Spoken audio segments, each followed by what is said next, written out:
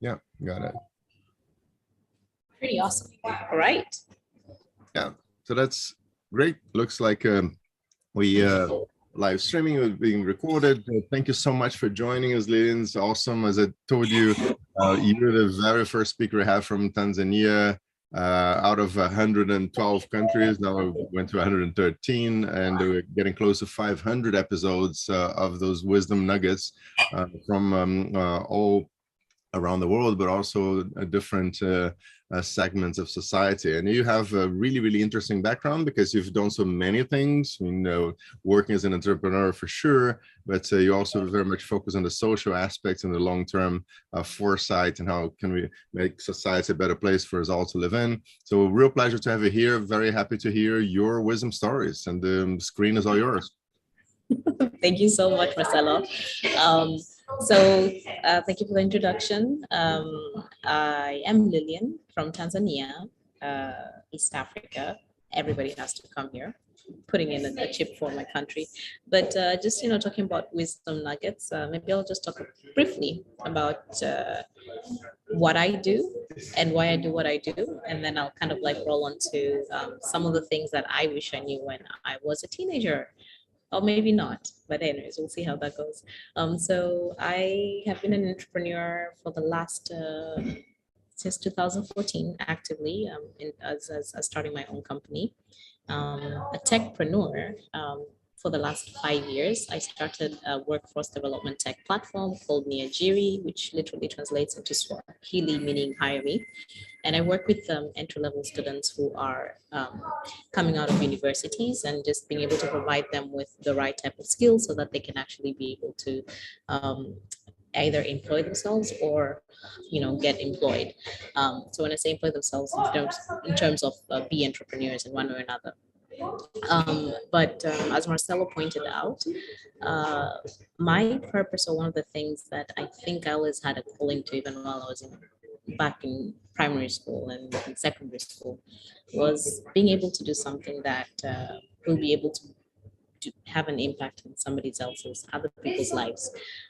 So with Niajiri, I get to do that with youth.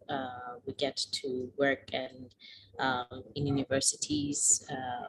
We love hearing testimonies of people that actually, of youth coming up to us and talking to us, that something as simple as helping them learn how to build their CVs has helped them get that job that they wanted, or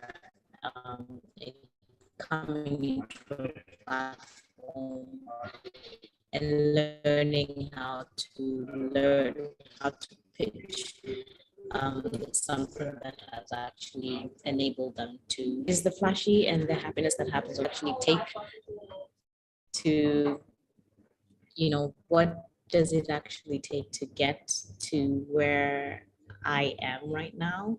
And I've been doing a lot of reflections. And I think for me, it's about the people that I have been able to get access to. And this is through different networks that I've been part of. It's the family members that have been able to stand by me when I, continuously put my foot out there and saying that I want to be an entrepreneur. And so I attribute my success actually to the networks. And recently I was talking to somebody and I told them that my superpower is actually connecting people.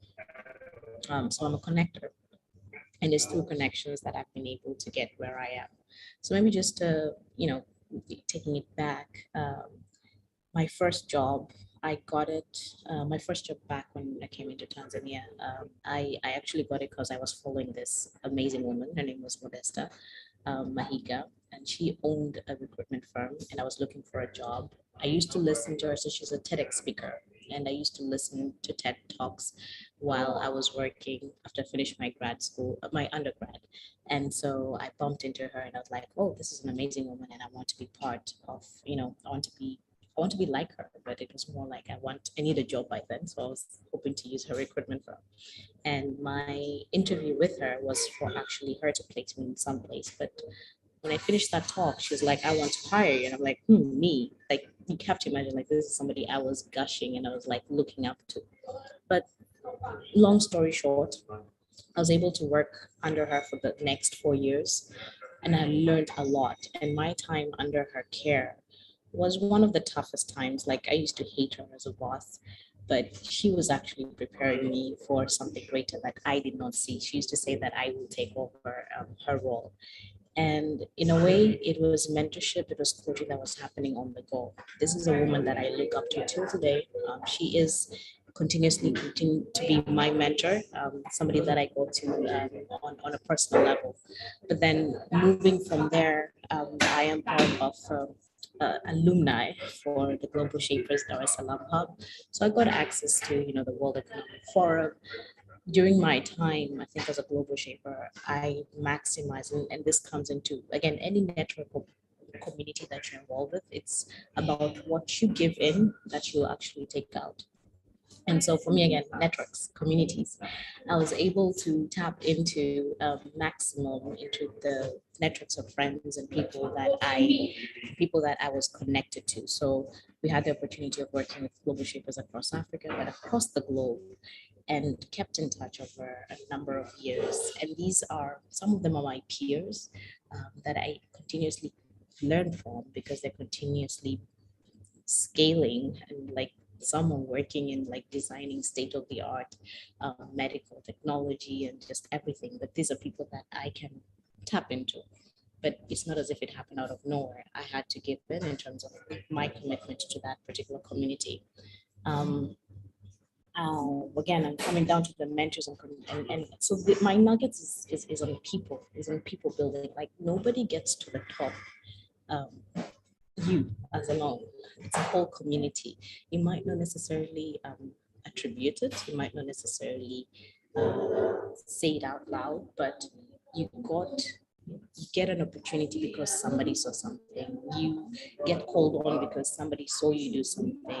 You're somewhere, somebody gives you an insight that helps you prepare yourself well or better. So like in the world that we live in, it's all about being able to connect and being able to learn from those different connections.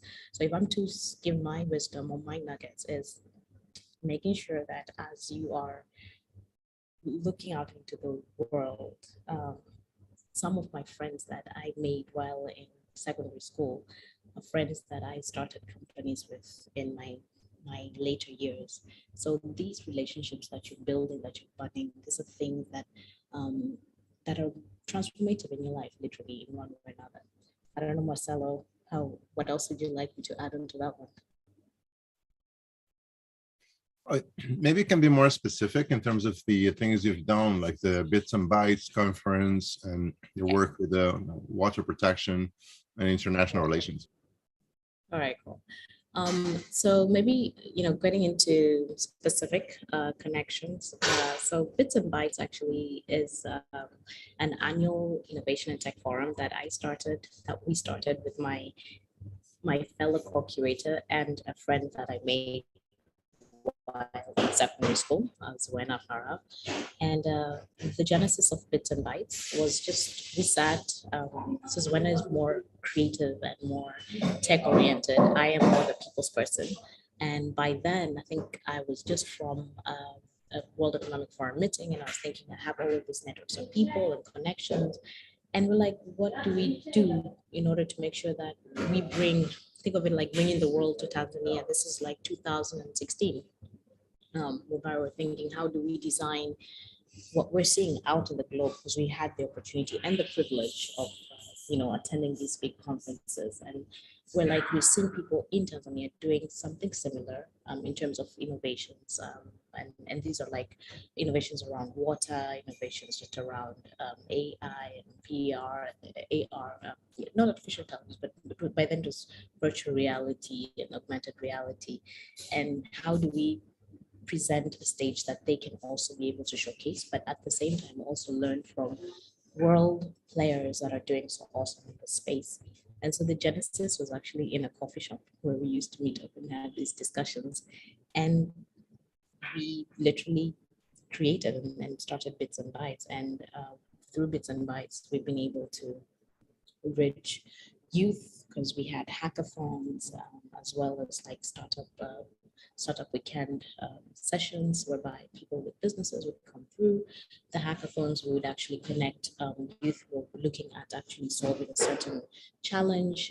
In 2017, we actually worked with the Dar es Salaam Urban Municipal Council in actually solving three particular challenges. So we like to look at things from a holistic 360 view.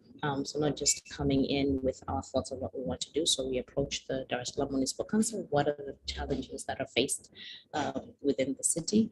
And so by then it was actually transport. How do you provide great transport for the city? It was waste, how to solve the waste challenge, and also water issues in terms of water treatment, etc. And density in terms of how do you deal with slum areas, encroaching slum areas. And so then we went to universities, had three universities that were involved, in colleges, school of departments that were involved. Presented the challenge that was there and was able to get youth. So every team was comprised of an urban planner, an architect, and a tech person. And then they were faced with a challenge. And it's amazing what happens when you have a challenge and you have three different, these are, students that don't necessarily have worked together before, but then you get to put them in one room and give them the tools and resources so that they can actually come up with a solution. And they did. And it's things like that. It's through giving opportunities such as those and getting to see the transformation that happens. It's like usually 3 days, but the transformation that happens from somebody coming in and not understanding what's going on, like, okay, so you're giving me a challenge, it's solving this issue. And I have to think and dream big and just be innovative and creative. And it's not something that is always presented in our university spaces, because you're given, this is the curriculum and this is what is expected. But it's not like, oh, you're given a blank canvas and all you have to do is this challenge. There's this challenge, figure out how you're going to solve it. And you have these different guys from these different areas that you can work with in solving it. So it's always amazing to see the transformation and seeing the possibilities that, students are able to come up with. So it's from that, I think 2018, we did one around post-harvest solution. That was a bit much more advanced, whereby we actually worked with startups that already had ongoing MVPs. So already had active solutions on the ground, and it was more about scaling it up. So we're looking at specifically barley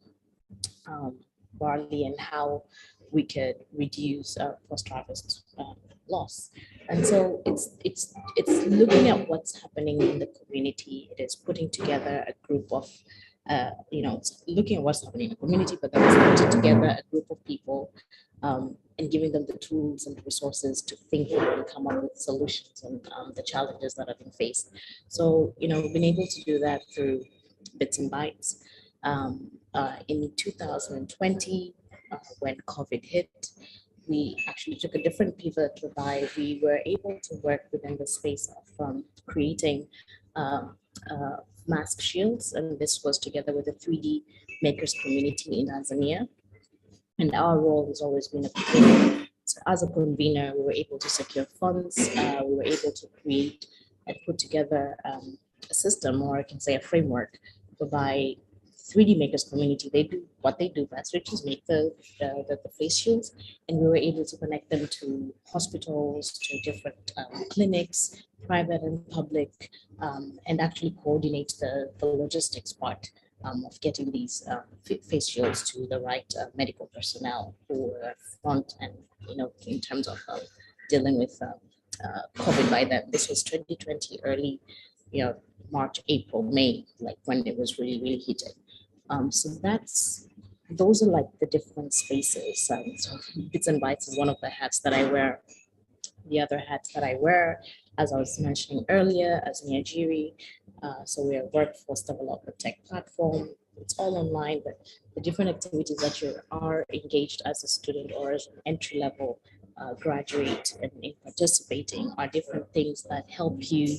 So from everything from helping you build your CV, to doing your career development plan to doing an online coaching on how to interview best, on how to, prepare you for the marketplace, on doing a personality assessment and understanding who you are. Because if there's one other thing, segue, important in life, is always taking time out to understand and being aware of who you are. So self-awareness is key, because moving forward and being able to just touch others and be able to transform others, you need to be in a space of understanding who you are, what is your purpose in life, so that you're actually able to transform others in that pathway that you're going through.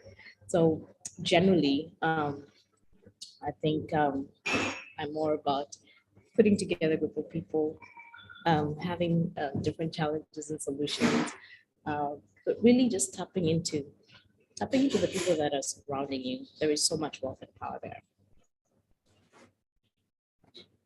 Oh, awesome. And one final question would be the international relations with the big brand names like IDEO.org. If you could tell us a bit more about how you got in touch with them, how you managed to find something you could collaborate about, and how can you sustain those relationships? Because sometimes you have an opportunity to join or at least to partner with an organization that's a big brand, but that fades, right? So there's no sustainability in the relationship, which is a shame because those brand names are very powerful in attracting further support for what they're doing. So if you could tell us the full life cycle in a more generic fashion, more specifically about IDEO, because I love the work they do, would be awesome. Awesome, cool. So remember when we talk about networks, and it's through my networks that I've always been connected to different individuals. So this was 2016 or 17. I got connected to IDEO.org. They were working on a particular program here, and I had an opportunity to work with them on something very small, but that one opportunity that I got in showcasing what my skill set was, I was able to make an impression. So tidbit nugget is when you have that one chance of presenting, of being in front of that person that you wanted to, just give it your all. So that opportunity that I got, it was around research that was happening here in Tanzania, Dar es Salaam in specific.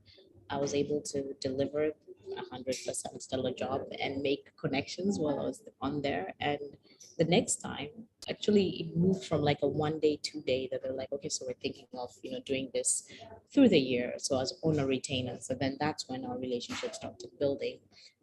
So in terms of specifically, like how do we build connections, especially with international brands, and sustain it over a period of time? It is all about networking. It is all about connections.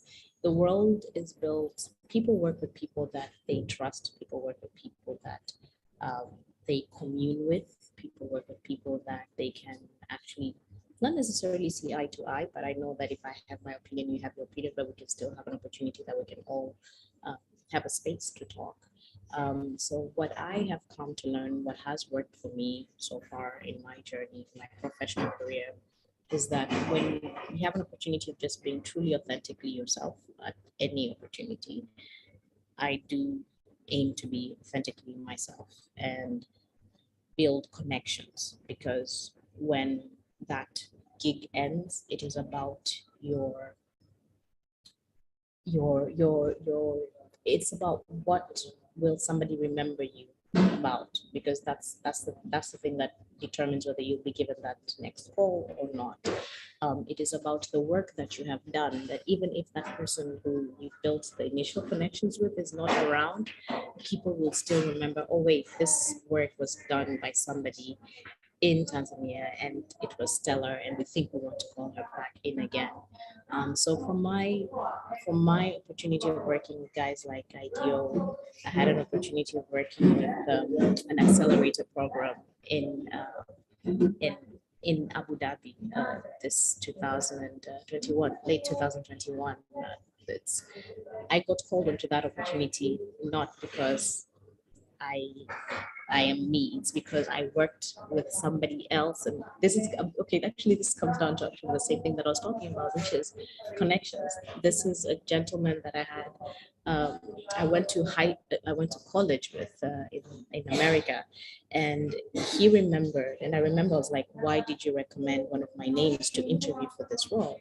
And it's like, no, I remember when you were in school, you were busy in all of these international communities and like the different um, um, clubs. I was in the student government body. And so I was like, I liked your ethic then. And so when I had an opportunity of thinking who could be somebody who is working in this space and might be able to come through, but also most important, over the last period of 10 years, it's not as if we used to be in contact on daily, but we did touch each other on Facebook once in a while. So he remembered my name, he remembered my character and pushed my name forward for an interview. So and I got to work on a world-class accelerator program in Abu Dhabi for like 2 months. It's not as if I applied for it, but it's again because of the networks that I had made even before being called into that room or that particular position.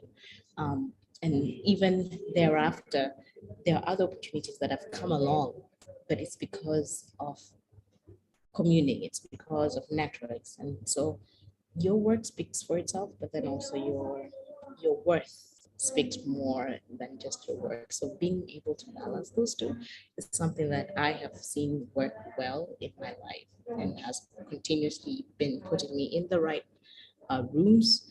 I think maybe just another example. I sit on a board, a South African board, a mobile financial services loan product that is scaling Africa and across Middle East. And I asked the country, so the country head who submitted my name, right? And it was like, why me? Funny story, but it's the truth. I only had one meeting with this lady. I was doing another side research project. By then, I was like a qualitative researcher for that particular program. And I remember it was just an afternoon. I didn't have more than 45 minutes with her, but I just shared with her what are some of the things that they could look into in terms of making the research much more sustainable, really being able to understand and tap into the needs of the people. And it was just that, a conversation. And 2 years later, she calls on me and she says that she has submitted my name to be in this non-executive board position. And I only had one discussion with her 2 years back, but she remembered my name. So it comes to being able to, when you have that opportunity of being in front of that person, make sure you give it your all. Make sure you bring your own true self at that table. Awesome, Lilian. Thank you so much for sharing your experience with us today. Congratulations on all the things you've achieved so far, and I'm sure all the things you'll achieve in the future. And welcome to the Way family. We're getting invited to the LinkedIn group we have, and you can meet other speakers there as well. Awesome. I'm looking forward. Thank you so much for the opportunity, Marcelo. Oh, real pleasure. Take care and all the best. Have a good weekend. All right. Take care. Have a good one. Bye-bye.